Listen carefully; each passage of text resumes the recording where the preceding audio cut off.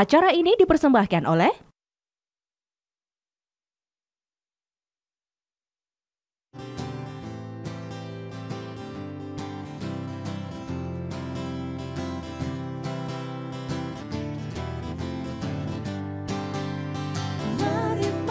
Mari kita taklukkan hari, penuh percaya diri, menatap masa depan. Mari kita satukan hati, melangkah dengan pasti, raih cita dan angan. Mari kita taklukkan hari, penuh percaya diri, menatap masa depan. Mari kita satukan hati, melangkah dengan pasti, raih cita dan angan. Tunjukkan semangatmu, Jawa Timur ayo maju, optimis Jatim bangkit. Assalamualaikum warahmatullahi wabarakatuh. Pemirsa JTV, berjumpa kembali dalam program Optimis Jatim Bangkit. Khususnya untuk warga Surabaya yang sudah uman hujan, mudah-mudahan juga waspada dengan peluang-peluang dampak dari kehujanan dan juga angin kencang. Karena beberapa hari terakhir ini Surabaya diguyur hujan dengan dampaknya. Pemirsa, mobilitas dan ketersediaan transportasi penduduk dari satu titik ke titik lain ini sangat penting mendukung pertumbuhan ekonomi dan kesejahteraan. Pemerintah Provinsi Jawa Timur berkolaborasi dengan pemerintah kabupaten kota mengintegrasikan transportasi publik melayani jalur gerbang Kertasusila. Nah, Optimis Jatim Bangkit persembahan Dinas Perhubungan Provinsi Jawa Timur kali ini kembali menyoroti integrasi transportasi publik, tantangan, dinamika, dan perkembangannya. Kita punya kesempatan ngobrol-ngobrol dengan narasumber Kepala Bidang Angkutan Jalan Dinas Perhubungan Provinsi Jawa Timur, Pak Aindur Rafiq, yang sudah rawuh ke studio kami. Pak Aindur, Assalamualaikum. Waalaikumsalam. Sehat ya, Pak? Sehat, Pak. Alhamdulillah. Kita juga punya kesempatan ngobrol dengan Kepala Dinas Perhubungan Kota Mojokerto, Pak Endri Agus Subianto, yang sudah rawuh ke Surabaya. Pak Endri, Assalamualaikum. Waalaikumsalam. Betul-betul onde-onde, Pak? Mojokerto tuh selalu ingat onde-onde aja, padahal banyak makanan itu. Banyak sih, kulinernya banyak. Siap, banyak. kuliner nanti kapan-kapan. Ya. Kita juga punya kesempatan ngobrol dengan pelaksana harian 7 Surabaya, manajer kereta komuter Indonesia, Pak M. Rizal. Pak M. Rizal, Assalamualaikum. Waalaikumsalam warahmatullahi Selalu wabarakatuh. gandeng dan seger nih. Rahasianya apa, Pak? Amin. Onde-onde ya barangkali ya? Bukan. Baik, pemirsa, dialog ini juga akan nanti menghadirkan Kepala Dinas Perhubungan Kota Surabaya, Pak Tunjung Iswandaru, yang masih dalam perjalanan. Atau kalau dalam bahasa kerennya sekarang OTW begitu ya. OTW ku on the way, tapi juga bisa ojo takon wae. Kita kembali sesudah informasi berikut dari redaksi tentang tema besar integrasi transportasi publik gerbang Kertasusila.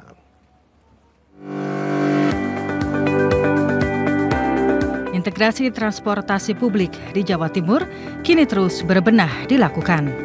Sejak diresmikan tahun 2022 lalu, Transjatim kini memiliki koridor 1 jurusan Sidoarjo Surabaya Gresik, koridor 2 jurusan Mojokerto Sidoarjo, dan koridor 3 jurusan Balongpanggang Gresik ke terminal Kertajaya Mojokerto. Masyarakat tentu saja menyambut antusias impian transportasi publik yang aman, nyaman, dan efisien. Saat ini tiket integrasi Transjatim sudah bisa dilakukan dan berlaku selama 2 jam. Artinya bila pindah koridor dalam periode waktu tersebut tidak dikenakan tarif tambahan. Adapun rute dan jadwal operasi berikut halte-halte Transjatim bisa dipantau di smartphone penumpang dalam website Trans Ajaib. Sementara itu upaya terkoneksi dengan bus Surabaya milik Pemkot Surabaya, Transjatim juga terintegrasi dalam layanan GoBis. Lewat penyatuan tersebut, pemakai aplikasi GoBis bisa melihat layanan bus Transjatim, misalnya terkait jumlah koridor yang tersedia di Sidoarjo, Surabaya, Gresik. Namun soal penyatuan tarif masih membutuhkan waktu karena menunggu izin dari Kementerian Perhubungan. Sementara itu kerjasama Transjatim dan Kereta Komuter Indonesia atau KCI justru lebih cepat karena pembayaran sudah bisa dilakukan dengan kartu multi-trip. Penumpang pun bisa tinggal turun halte atau naik dengan jarak terdekat dengan stasiun. Tentu saja adanya pelayanan transportasi publik yang lebih baik ini diharapkan pemerintah pro pada kepentingan rakyat. Karena selama ini rakyat Jatim sangat merindukan transportasi publik yang memadai. Dan hal ini bisa diwujudkan dalam era kepemimpinan Gubernur Jatim, Khofifah Indar Parawansa. Semoga ke depan integrasi transportasi publik di Jatim segera bisa dilakukan, baik dari segi pembayaran tiket ataupun pengadaan halte. Optimis Jatim Bangkit persembahan Dinas Perhubungan Provinsi Jawa Timur semakin semarak dengan hadirnya narasumber, dan kita juga di studio mendapat kesempatan bergabung dengan jajaran Dinas Perhubungan dari Surabaya, Provinsi juga Kota Mojokerto. Terima kasih untuk rekan-rekan Dinas Perhubungan. Mojokerto mana, Kota Mojokerto? Angkat tangan. Oh, rame, ternyata rame. Provinsi mana, Provinsi? Rame juga. Baik, Kota Surabaya mana, Kota Surabaya? Belum datang, baik. Yang komuter? Lumayan. Ada 4 gerbong ternyata ya. Baik, untuk awalan kita coba ngobrol dengan Pak Ainur Rafiq dulu. Siap. Sebagai Kepala Bidang Angkutan Jalan Dinas Perhubungan Polri Jawa Timur. Kalau kita bicara soal integrasi transportasi, Pak Ainur, ini kan sudah merupakan program yang beberapa waktu lalu kita sempat bahas. Nah, kalau mungkin boleh share perkembangannya sekarang seperti apa, Pak, gambaran besarannya ini? Monggo. Baik, terima kasih Mas Imam. Selamat malam pemirsa JTV. Terkait dengan integrasi Transjatim sekarang ini sudah ada 3 koridor, Pak Imam. Di mana koridor 1 itu yang menghubungkan terminal Sidoarjo sampai dengan terminal Bunder di Gresik. Itu setiap harinya Transjatim itu sudah bisa mengangkut atau memindahkan masyarakat Sidoarjo baik Surabaya ke Gresik itu perharinya antara 5.000 sampai 6.000 orang, Pak. Setiap hari dengan armada koridor 1 30 bis. Sementara ini untuk koridor 2 yang melayani rute Mojokerto sampai dengan Surabaya, ini sudah kita tiap harinya sudah memindahkan masyarakat di antara 2.500 sampai 3.000 orang. Dan sedangkan untuk yang koridor yang baru kita luncurkan di bulan Oktober kemarin, yaitu koridor 3, yang menghubungkan antara Mojokerto sampai Gresik. Sampai dengan saat ini masih di Balung Panggang. Karena insya Allah di tahun depan kita sudah bisa menyambung sampai di terminal Gresik.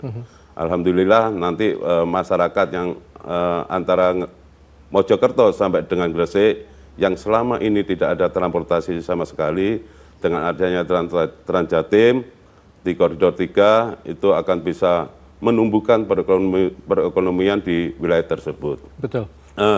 Baik, memang untuk konektivitas integrasi itu memang sangat penting, Pak Imam. Karena masyarakat dengan integrasi itu akan mempermudah moda transportasinya, mungkin dari Transjatim ke Surabaya Bus, atau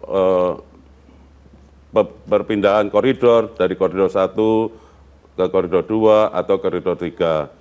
Yang memang konektivitas sebagai hubnya memang ada di kota Surabaya, karena Surabaya sebagai kota penyangga Mojokerto, Sidoarjo, dan Gresik. Nanti saya mau izin poin-poin halte kalau boleh digambarkan, Pak ya. Siap. Karena kalau bicara soal halte ini penting sekali. Saya bergeser ke Mojokerto. Pak Endri, kalau bicara soal integrasi, saya juga pertanyaan sama Pak. Perkembangannya seperti apa untuk Kota Mojokerto? Apakah sudah terasa respon dari publik Mojokerto? Assalamualaikum warahmatullahi wabarakatuh untuk pemirsa.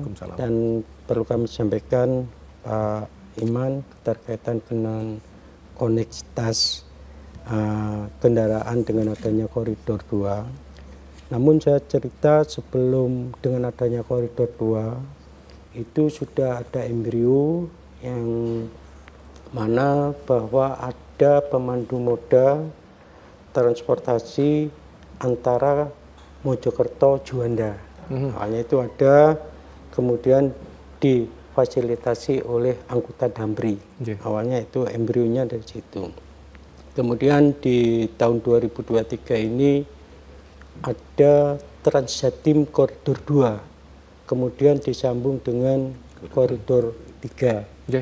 Ini sangat bagus sekali menurut saya, karena apa? Bahwa untuk koridor 2 yang kita ada halte yang di rest area Gunung Gedangan yang memang pada awal itu di rest area Gunung Gedangan itu ada tempatnya tapi tidak dijamah oleh masyarakat. Dalam arti sepi. Beberapa pedagang UMKM yang dipindahkan ke situ juga tidak laku. Tapi syukur alhamdulillah dengan adanya Trans Jatim 2 ini sedikit demi sedikit berubah.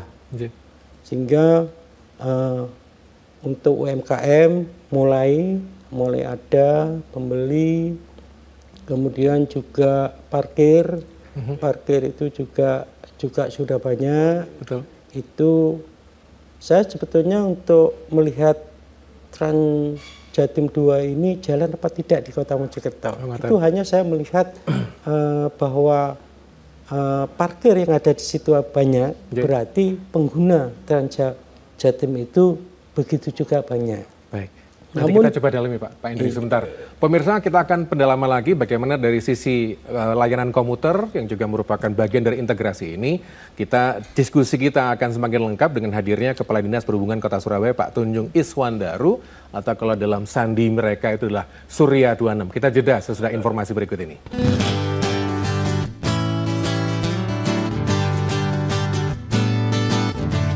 Tunjukkan semangatmu, Jawa Timur ayo maju, optimis Jatim bangkit. Optimis Jatim Bangkit, persembahan Dinas Perhubungan Provinsi Jawa Timur, dan diskusi kita semakin lengkap dengan hadirnya Kepala Dinas Perhubungan Kota Surabaya Pak Tunjung Iswandaru. Pak Tunjung, Assalamualaikum. Waalaikumsalam Mas. Ini sibuk banget Pak ya, kalau saya monitor Surya 26 itu ya ngurusi transportasi, ngurusi jalan, ngurusi feeder, yang ngurusi sepak bola Pak ya. Oh, terakhir makanya kemana-mana bawa HT itu ya. Surya 26 di sini, jangan dipanggil ya untuk rekan-rekan yang ada di lapangan. Baik, nanti kita manfaatkan. Kita sambung lagi sama Pak Indri. Pak Indri, saya jeda tadi. Kalau Mojokerto tadi progresnya memang masih ada yang sepi Pak ya. Tapi upaya dari Pemkot Mojokerto sendiri untuk meramaikan atau sosialisasi seperti apa Pak supaya ramai dan bermanfaat? Setidaknya untuk meramaikan, memang kita di rest area awalnya dari situ kita mengadakan suatu kegiatan yang sifatnya lomba lukis dan lain sebagainya di situ agar masyarakat itu banyak yang ke situ, sehingga untuk di situ mengetahui bahwa dengan adanya trans, karena bahwa di rest area itu ada satu halte, sehingga tahu. Kemudian begitu juga dari Dinas Perhubungan, karena sudah ada kerjasama sebelumnya dengan radio, media radio yang kita anukan, ada penyiaran, kadang waktu dan sebagainya, agar masyarakat itu tahu. Tapi pada saat setelah kita tahu itu, malah justru masyarakat bertanya baliknya kepada Dinas Perhubungan Kota, tanya jam berapa, anunya jam berapa, sehingga animo masyarakat ini sangat antusias sekali dengan adanya Trans Jatim ini. Kemudian selain daripada itu, yang terpenting lagi satu, menghidupkan UMKM yang ada itu. Kemudian yang tidak kalah pentingnya untuk mengurangi laka di jalan. Betul. Mengurangi laka di jalan yang dulunya itu pakai kendaraan roda 2, kemudian sekarang beralih kepada Trans Jatim. Trans Jatim. Nah, itu yang kita sosialisasikan kepada masyarakat. Kemudian memang di sana ada curhat yang namanya curhat ning ita. Curhat ning ita nanti coba saya dalami Pak ya. Saya geser dulu ke komuter karena kalau bicara soal integrasi transportasi ini kan rekan-rekan dari kereta komuter itu juga punya cerita gitu ya. Naik bis bisa oper kereta. Apakah begitu Pak Rizal? Progresnya seperti apa sekarang ini ya? Baik, Assalamualaikum warahmatullahi wabarakatuh. Waalaikumsalam. Selamat sore warga Jawa Timur, Pak Iman, Bapak izin. Jadi memang mungkin saya cerita sedikit nih. Boleh. Latar belakangnya KAI Komuter. Mungkin kan kalau masyarakat Jawa Timur lebih mengenalnya kereta api gitu ya, selaku induk perusahaan kami. Nah, kami sendiri KAI Komuter atau PT Kereta Komuter Indonesia itu mulai ditugaskan per 1 April 2022 kemarin.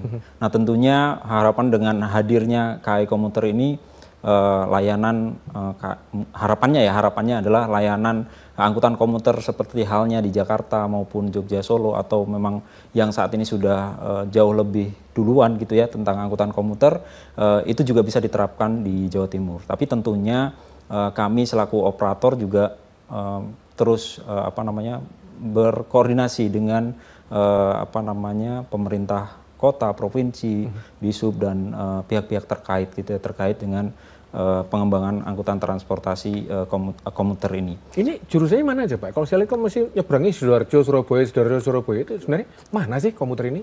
Komuter ini kalau untuk wilayahnya ya Pak, sebetulnya hampir separuh Jawa Timur. Oh gitu? Ya, jadi kalau kami memang sangat mendukung gitu ya angkutan komuter terutama di gerbang Kertasusila. Tapi sebetulnya area KAI komuter sendiri itu malah melampaui gitu ya, karena sisi utara itu Lamongan, Babat, Bojonegoro sampai dengan Cepu. Kemudian sisi tengahnya Mojokerto lanjut sampai dengan Kertosono. Tapi memutar kemudian Blitar, Malang, dan paling timur Pasuruan, Pak. Oh gitu. Iya. Jadi waktu-waktunya Pak kalau jadwalnya? Jadwalnya kami dalam sehari itu ada 60 perjalanan komuter, Pak. Interval berapa menitan kira-kira?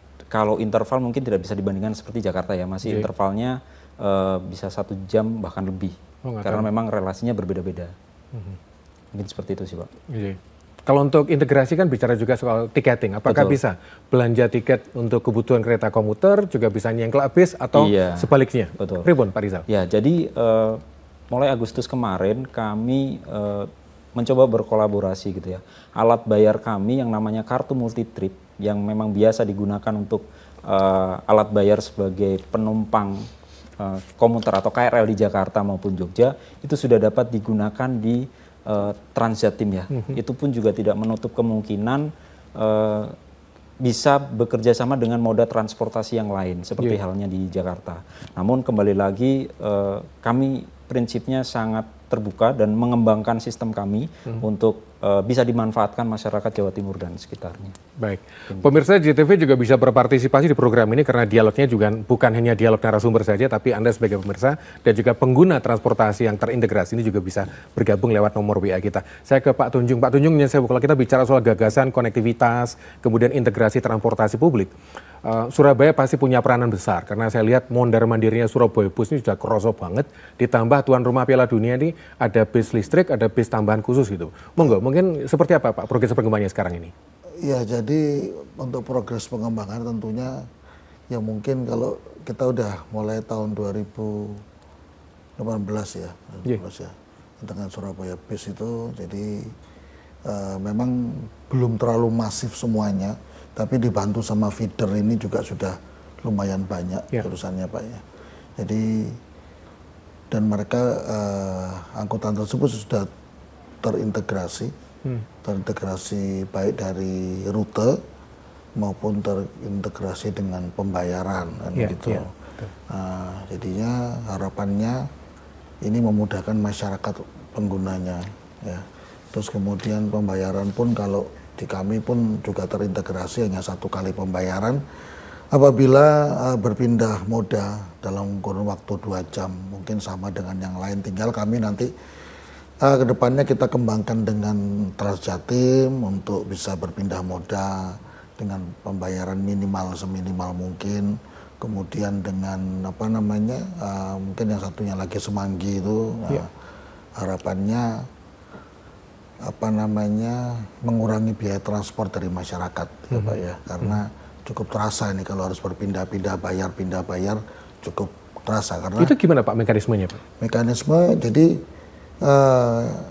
kan penggunaan kami dengan menggunakan non tunai ya Mas, baik QRIS dan kartu uang elektronik lainnya, tinggal di tapping nanti keluar struknya ya, struknya nanti di tap ke kendaraan modal berikutnya, nah nanti bisa terdeteksi dia berapa jam di situ. Kalau sepanjang masih di bawah 2 jam masih tidak bayar lagi. Kan gitu. Kalau animo publik Surabaya sendiri seperti apa Pak? Cukup bagus animonya ya. Kalau kami kan satu koridor utara selatan itu paling bagus. Kemudian dibantu sama Wirawiri ini, tambah lama peningkatan tambah lama tambah bagus. Betul. Ya pendapatan kami mungkin setahun itu ya meskipun masih harusnya bisa meningkat lagi. Kami setahun ya sudah berkisar sekitar berapa miliar, kalau nggak salah 6 miliar ya, 6 miliar sampai 7 miliar. Dengan adanya integrasi transportasi yang digagas provinsi, juga melibatkan kabupaten kota lainnya, itu seperti apa Pak? Respon atau mungkin juga khalayak memanfaatkan momentum untuk pindah dari satu titik ke titik lain itu Pak? Ya, memang kalau dari segi integrasi mungkin sudah bisa mengintegrasikan, terutama yang dari Sidoarjo nanti dia akan ketemu di Purabaya, kemudian integrasi di Purabaya. Dari Mojokerto bisa ketemu di Purabaya untuk integrasi di Purabaya. Nah, tapi kita harus memikirkan untuk pembayarannya pun harus segera terintegrasi. Gitu. Supaya mengurangi beban juga ya. Harapannya supaya lebih murah, mungkin satu kali pembayaran, nanti berikutnya siapa yang menerima dulu ya berikutnya bisa gak bayar atau seperti apa. Seminimal mungkin lah. Harapannya supaya banyak ini penggunanya transportasi publik, sehingga mengurangi beban jalan ya, yang ujung-ujungnya kemacetan berkurang, kemudian ya tidak adanya mengurangi laka lantas ya. Tentunya secara ekonomi sangat baik karena tidak ada pemborosan di. Kalau Medaeng itu haltenya di mana Pak Medaeng itu? Di segitiga lampu merah itu Pak? Oh iya, kalau Medaeng saya nggak masuk Medaeng, sementara ini masih Transjatim. Provinsi. Oh gitu. Karena batas kami itu tidak di Medaeng. Batas kami itu Bundaran Waru dan lagi langsung Purabaya. Oh, saya di Medaeng nggak berhenti. Mungkin di Purabaya saya berhenti, saya di Purabaya. Nanti kita geser ke provinsi seperti apa. Pemirsa, kita akan dalami dengan tema besar kita, integrasi transportasi publik gerbang Kertasusila. Optimis Jatim Bangkit, persembahan Dinas Perhubungan Provinsi Jawa Timur kembali sesudah ini.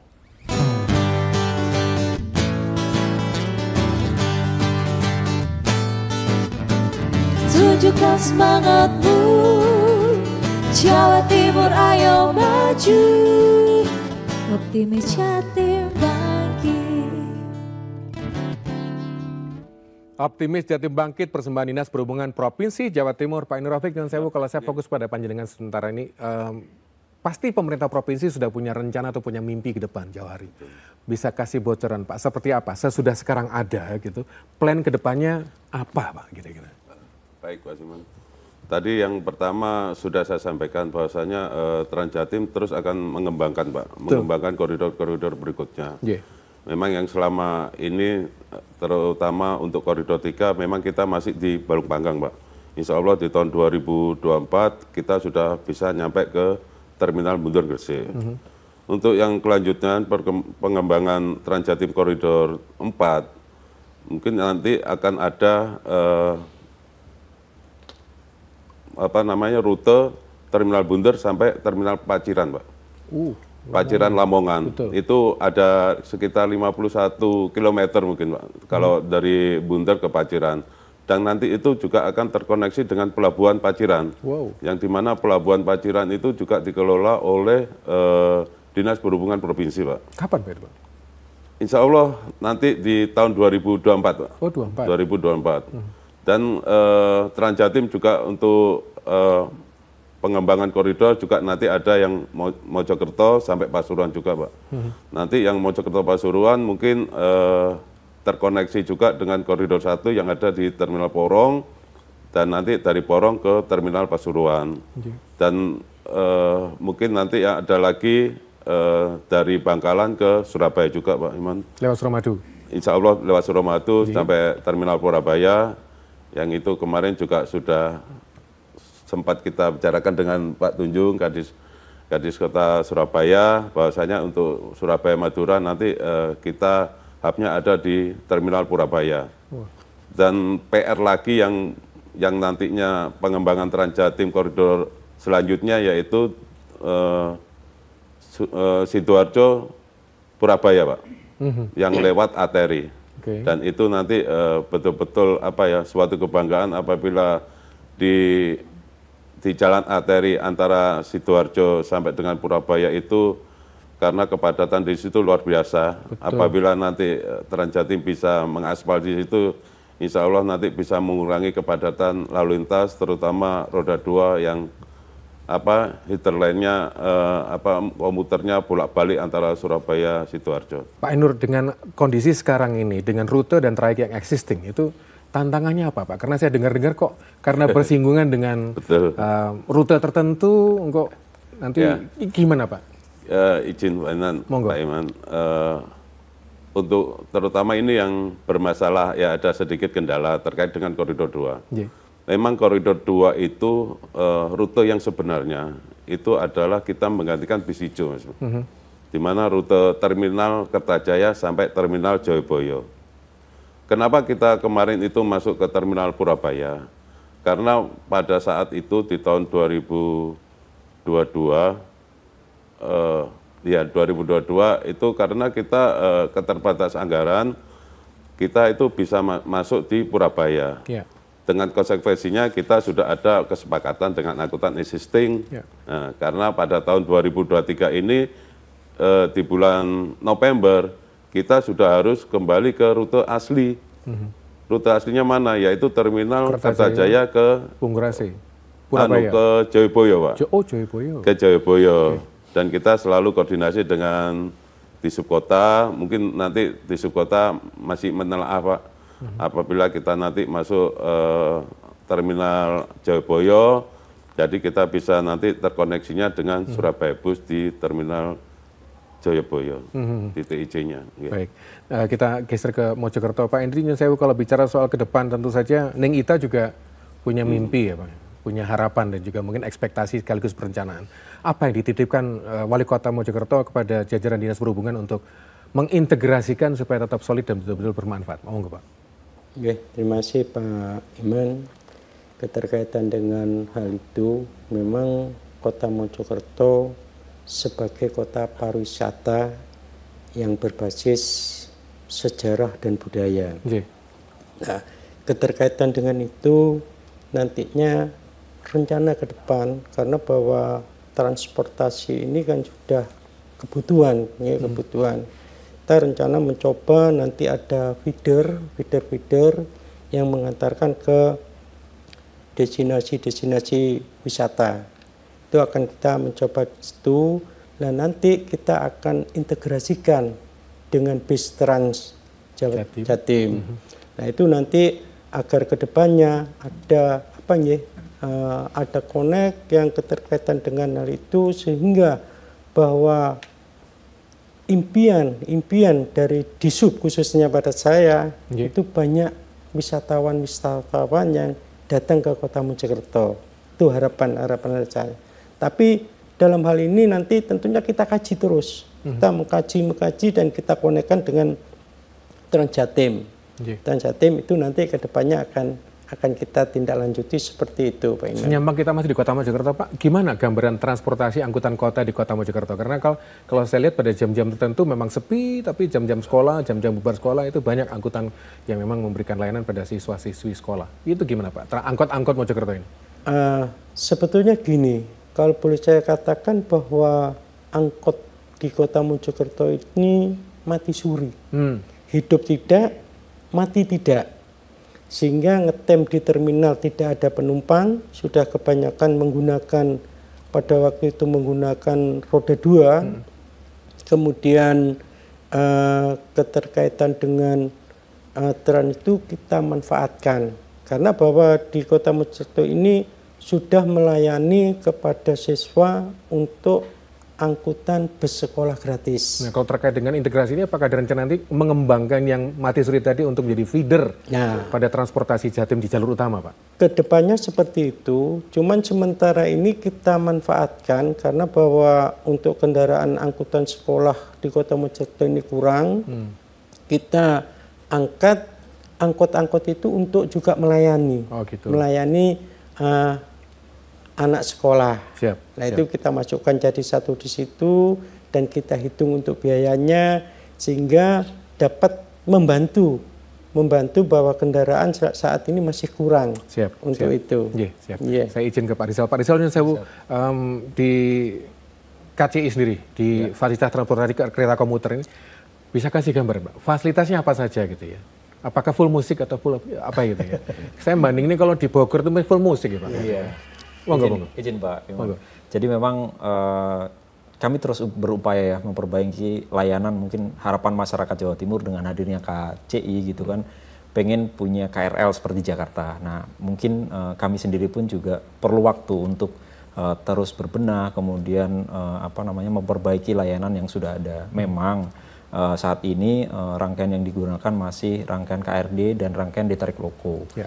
Nah, dengan peningkatan pelayanan ini, apa yang sudah kita upayakan? Salah satunya adalah kemarin kita sedang uji coba, Pak, untuk GPS announcer. Jadi menginformasikan di atas kereta.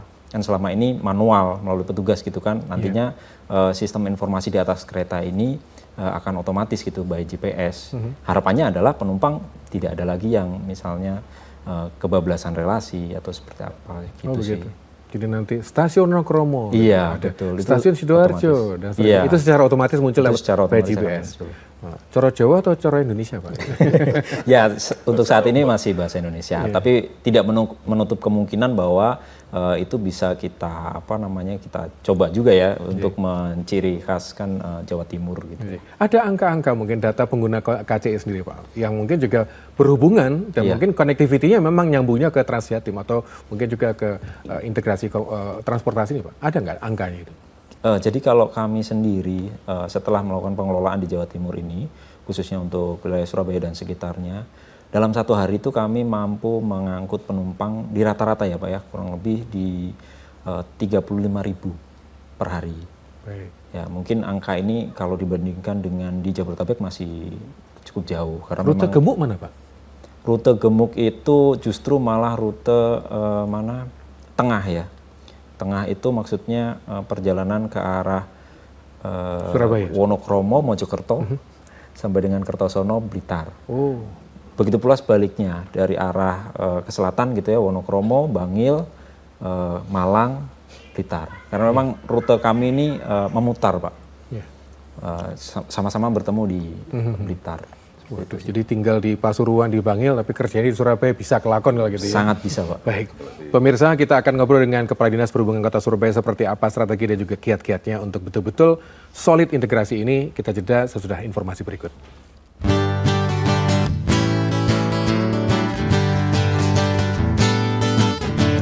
Tunjukkan semangatmu, Jawa Timur ayo maju, optimis Jatim Optimis Jatim Bangkit persembahan Dinas Perhubungan Provinsi Jawa Timur. Maaf, kita juga manfaatkan kesempatan untuk buka-buka WA. Ternyata sudah cukup banyak warga Surabaya atau warga Jawa Timur pengguna transportasi yang terintegrasi ini. Kapan bus Transjatim ke Joyoboyo? Kami sangat berharap Pak sebagai penumpang, apalagi jalur rumah di Trosobo, jalur Tengkorak. Bu Iin terima kasih, nanti akan direspon. Lalu juga ada seorang pemirsa yang bergabung, kenapa halte Surabaya Bus tidak dibikin cekung seperti halte bus stop ala Singapura? Oh mungkin, ini Sobo Singapura ini ya, agar tidak bikin macet karena bodi bus yang gede dan memakan badan jalan. Oh iya ya, itu karena orang kita suka yang semok-semok, makanya bodi bus gede. KCI semoga bisa ada KRL, amin. Bu Wina Krian, tadi Pak Rizal sudah juga cerita, semoga nanti kedepannya juga ada KRL seperti Jakarta. Saya ke Pak Tunjung Nyun Sewu, kalau bicara soal kegiatan dan juga transportasi publik ini sebenarnya kan Surabaya juga punya mimpi Pak ya. Apalagi kalau saya lihat itu ada wirawiri, ada feeder, terus saya lihat kompak gitu Pak. Antara Transjatim dan Surabaya Bus bisa sanding. Apa memang bisa kekompakan sudah terbangun Pak antara provinsi dan juga kota Surabaya dalam konteks integrasi transportasinya Pak? Iya Mas. Jadi memang harusnya ya semuanya moda transportasi harusnya kompak ya Mas. Jadinya semua saling menghubungkan. Seperti juga transportasi darat berbasis jalan dengan rel, kami pun juga sudah masuk ke stasiun Gubeng dan stasiun Pasar Turi untuk feeder kami, sehingga orang bisa berpindah dengan mudah, ya kan begitu. Tinggal nanti mungkin bisa di kedepannya bisa digandengkan kartu multi trip tersebut ya. Harapannya di mana-mana menggunakan kartu tersebut bisa gitu. Jadi tidak banyak kartu kan gitu. Nah kemudian untuk itu pun kami juga aplikasi kami juga dengan Transjatim dan Semanggi untuk GoBus ini juga sudah bisa memantau yang Semanggi posisinya di mana, Transjatim posisinya di mana. Nah, kami sudah bisa memantau, sudah bisa tahu, jadi bisa memperkirakan kira-kira kalau saya sampai di sini kira-kira bisnya Transjatim ini sudah sampai atau belum, kan begitu. Jadi sudah bisa terlihat semua di aplikasi tersebut.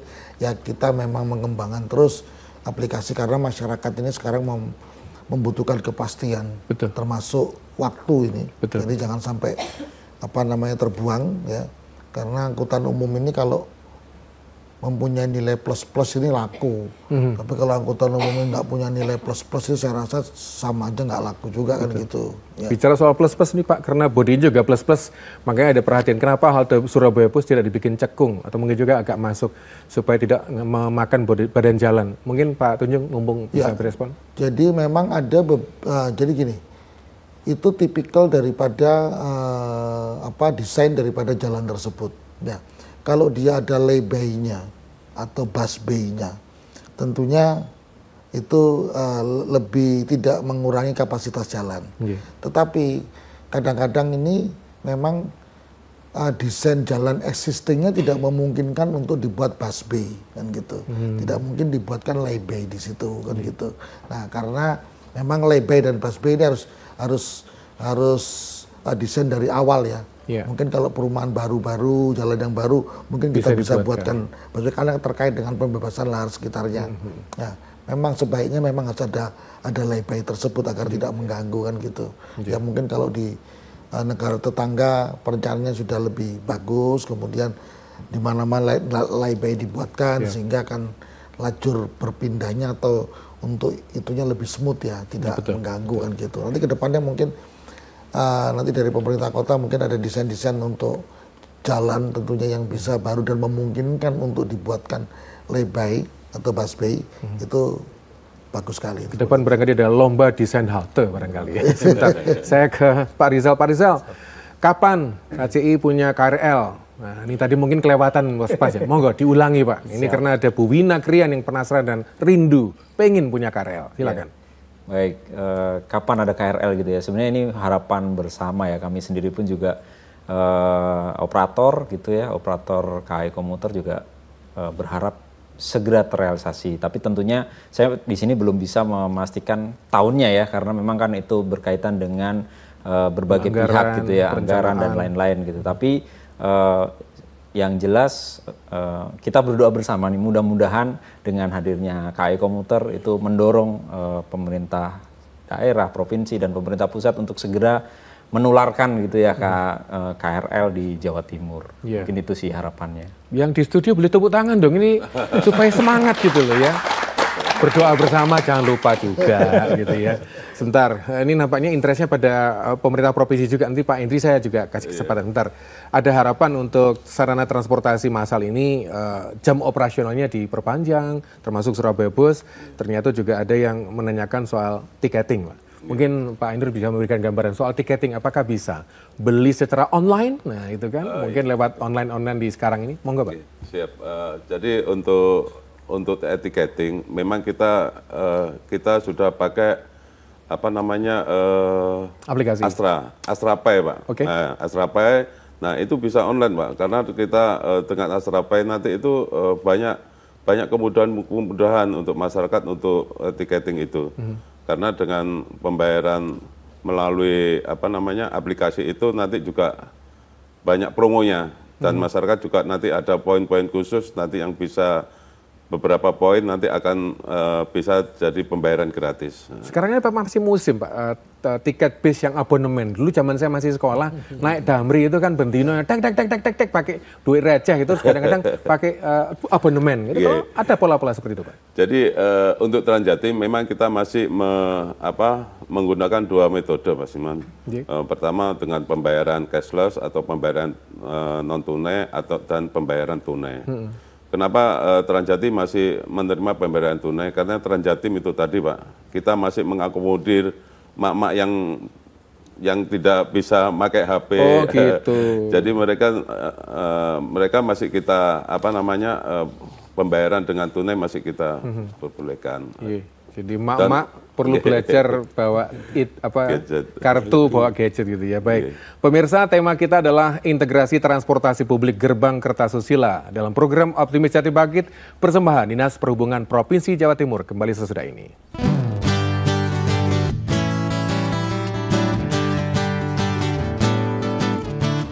Tunjukkan semangatmu, Jawa Timur ayo maju, Optimis Jatim Bangkit. Optimis Jatim Bangkit, terima kasih untuk pemirsa di Mojokerto dimanapun Anda berada yang sudah mengirimkan WA. Termasuk ada seorang warga Mojokerto, Pak Ahmad, yang nanyakan bus listrik bayarnya berapa, jurusannya mana saja. Nah, kalau misalnya informasi-informasi seperti ini, apakah juga tersaji secara daring, Pak? Bisa diakses di mana, Pak, kira-kira? Ini bisa tersaji di Instagramnya. Instagram. Dari Surabaya Base itu ada Instagramnya sendiri. Nah, itu nanti di situ ditunjukkan jurusannya mana kan gitu. Berhubung ini masih sifatnya uji coba, kita coba di semua jurusan. Jadi dia masuk ke semua jurusan, tentu tarifnya gratis, Mas Iman. Masih gratis. Kita coba dulu kira-kira cocoknya di rute yang mana kan gitu. Betul. Ya, karena masing-masing rute itu ada hambatannya dan lain-lain. Ada dinamikanya, Pak. Iya, jangan bilang hambatan sawangane piye gitu ya. Saya ke Pak Rizal. Pak Rizal, apa harapan dari kawan-kawan KCI untuk betul-betul bisa warga Jawa Timur itu bisa memaksimalkan transportasi sekaligus mengurangi kecelakaan gitu, monggo, Pak? Iya. Baik, jadi selama ini yang sudah kita lakukan bersama-sama dengan di provinsi, kota, sudah ada rute-rute yang bersinggungan dengan stasiun kereta. Dan itu memang penumpang kami juga antusias.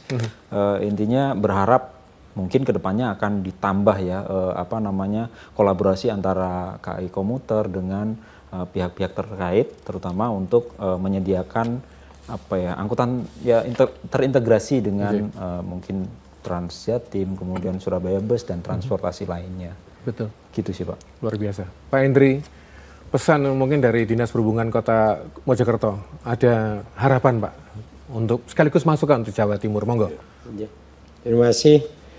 Memang pesan dan harapan dari Kota Mojokerto yang memang pada saat ini sudah ada koridor 2 dan koridor 3. Kemudian ke depannya tidak hanya koridor 2 dan koridor 3, tapi ada koridor-koridor yang lain. Sehingga menghubungkan antara beberapa tempat pariwisata ke Kota Mojokerto. Satu misal dari Batu ke Mojokerto, kemudian juga mau dibuka Trans Jatim lagi, Mojokerto, Pasuruan. Nah, itu yang perlu kita tambahkan. Mungkin selain daripada itu juga memang dulu ada kereta yang namanya Suromojo kayak Surokerto. Itu yang aluminium itu Pak, bodinya itu kalau nggak salah ya. Yang itu dulu dioperasikan juga, pada waktu itu dioperasikan Mojokerto Surabaya. Kemudian barangkali ini juga bisa dihidupkan kembali. Kapan, Pak? Berganti nama. Kapan, Pak? Oh, berganti nama sudah. Berganti nama aja. Wah, ini yang saya nggak tahu, katanya sudah ganti nama.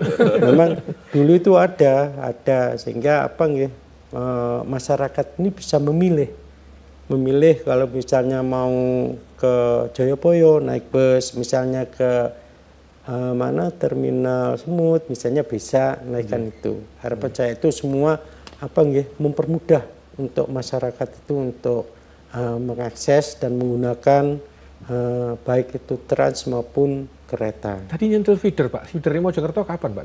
Nah, ini masih kita kaji. Oh. Jadi masih kita kaji karena bahwa di Kota Mojokerto ini kan banyak sudah tempat-tempat wisata. Tahun depan, Pak, kira-kira, Pak? Insya Allah. Ya.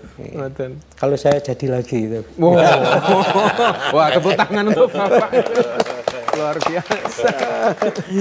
Pak Nur Nyen Sewu, dari apa yang saya coba tangkap dari Pak Henry, Pak Rizal juga Pak Tunjung gitu ya. Ini memang membutuhkan semacam kalau bicara soal pemantapan, koordinasi terus-menerus secara berkesinambungan. Mungkin strategi apa yang diterapkan pemerintah provinsi untuk betul-betul bisa sosialisasinya konkret, publiknya juga melek bahwa ini adalah untuk kita, gitu Pak. Silakan. Oke, terima kasih Pak Siman.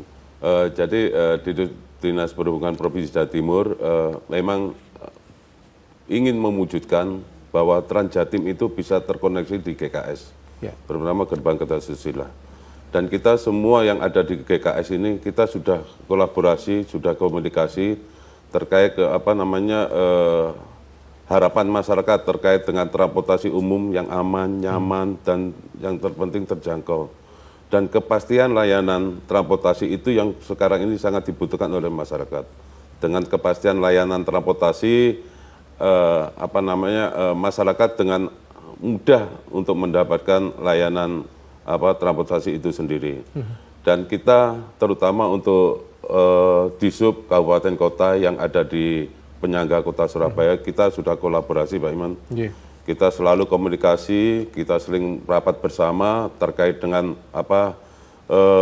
inovasi-inovasi yang kemarin sudah beberapa kali, terutama untuk Mojokerto, Gresik, dan Sidoarjo, termasuk Surabaya, kita juga sudah kolaborasi Pak Iman. Kolaborasi mungkin nanti termasuk juga dari teman-teman KCI, kita juga sudah PKS Pak untuk pembayaran ya, integrasi pembayaran dengan kartu KMT, kartu multi trip itu yang bisa digunakan baik di KCI dan di Trans Jatim. Mungkin ya ada Pak Rizal, ada masukan Pak untuk pemerintah provinsi terkait ke transportasi ini. Apakah ada masukan tambahan mungkin ono sing kelalen iki durung ini. Belum dimasukkan klausula ya. Monggo. Baik ya, untuk saat ini sebenarnya kita sudah berjalan dengan baik ya apa yang sudah diterapkan dari di subprovinsi gitu ya. Tadi saya sempat menyinggung bahwa memang sudah ada layanan yang terintegrasi dengan stasiun. Yaitu tadi harapan kami mungkin nanti ada kedepannya ditambah lagi Pak, karena juga penumpang kami berharap semakin banyak stasiun yang berintegrasi dengan transportasi lainnya. Kalau Pak Tunjung, ini kan mungkin kajian setelah jadi tuan rumah kan pasti transportasi mesti kenceng, ya, buat gitu ya. Mungkin ada masukan juga supaya koordinasi juga lebih konkret dan solid Pak. Monggo Pak. Ya untuk provinsi kami mengharapkan lebih masif lagi ya Mas ya.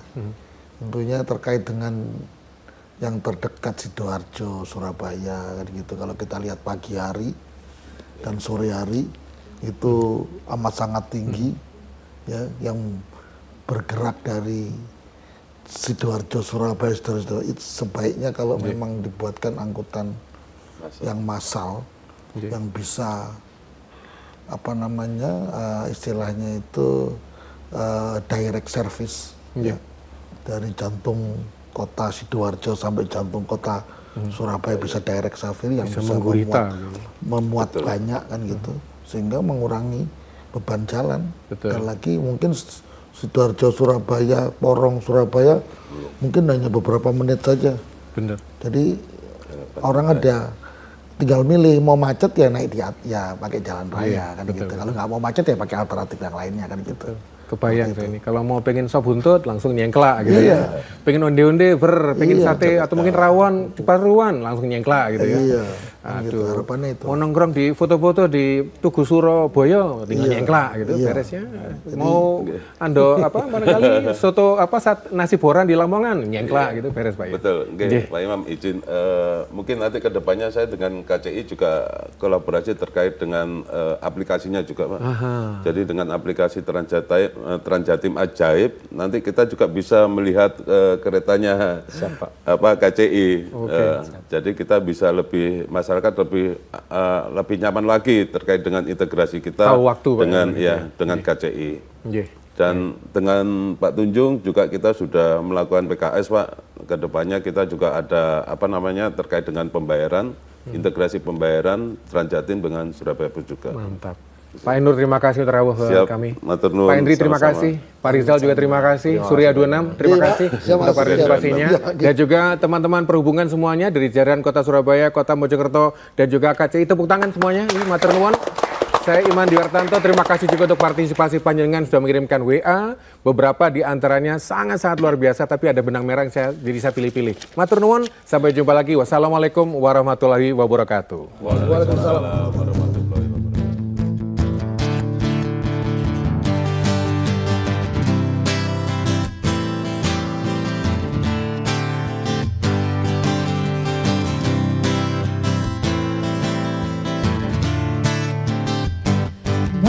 Berlari meraih mimpi, menjangkau langit yang tinggi. Jalani hari dengan berlari, tegaskan suara hati. Kuatkan diri dan janganlah kau ragu. Takkan ada yang hentikan langkahmu. Kita akan terus berlari, takkan berhenti di sini. Larilah meraih mimpi, hingga nafaslah berhenti. Ku akan bertahan, hadapi rintangan, perlahan-lahan dan menang. Jalani hari dengan berani, tegaskan suara hati. Kuatkan diri dan janganlah kau ragu. Takkan ada yang hentikan langkahku. Acara ini dipersembahkan oleh